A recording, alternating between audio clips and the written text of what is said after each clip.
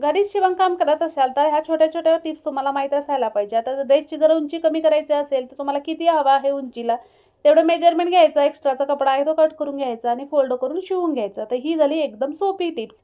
आता इथे महत्त्वाची दुसरी टिप्स, एका साईडला हात शिलाई घालायची असते.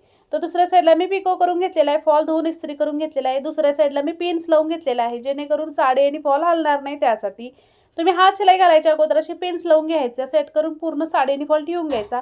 त्यानंतर हात शिलाई घालायची. अशा पद्धतीने जर तुम्ही साडीला फॉल लावत असाल, तर अजिबात झोळ येत नाही आणि व्यवस्थित फॉल लावला जातो. आता तिसरी टिप्स आहे ती महत्त्वाची आहे. जीन्स पॅन्ट तुम्हाला कट करायच्या अगोदर तुम्हाला उंची कमी करायची असेल, तर काय करायचं, असं फोल्ड करून घ्यायचं पॅन्टला आणि असं साईडमध्ये पूर्ण राउंडमध्ये शिलाई मारून घ्यायची. शिलाई मारल्यानंतर तो जो कपडा आहे, तो आतमध्ये फोल्ड करून घ्यायचा. तुम्हाला वाटत असेल बाहेर यायची शक्यता आहे, तर तुम्ही आतल्या बाजूनं हात शिलाईसुद्धा घालू शकता, छोटी एकदम. आता इथं बघू शकता असं फिनिशिंगमध्ये पॅन्ट ही तयार झालेली आहे. ही टिप्ससुद्धा महत्त्वाची आहे. व्हिडिओ आवडल्यास नक्की लाईक, शेअर करा आणि सबस्क्राईब पण करा.